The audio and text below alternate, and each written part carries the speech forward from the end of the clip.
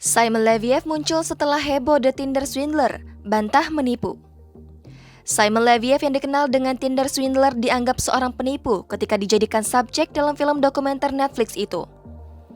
Setelah dituduh mengelabui 3 wanita, ia pun menghilang dari media sosial. Baru-baru ini, pria tersebut akhirnya muncul dan memberikan pernyataan. Tampil bersama pacarnya, Simon mengaku tidak bersalah. Simon Leviev atau Simon Hayadahayut disebut menggoda sejumlah wanita dan memanfaatkan mereka untuk uang. Dikatakan itu dilakukan Simon untuk membiayai gaya hidup mewahnya bahkan wanita lain.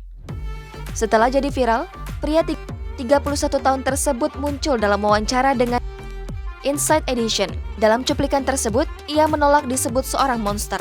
Dalam wawancara yang akan disiarkan dalam 2 bagian tersebut, Simon membawa serta kekasihnya, Kate Conlin. Model itu pun nantinya akan menjelaskan mengapa ia tetap setia di samping Simon. Sebelumnya, Kate pernah berbicara mengenai kekasihnya. Ia mengaku tidak percaya Simon menipu wanita untuk uang. Kate mengaku mengetahui masa lalu dan reputasi pacarnya karena Simon telah memberitahu semuanya.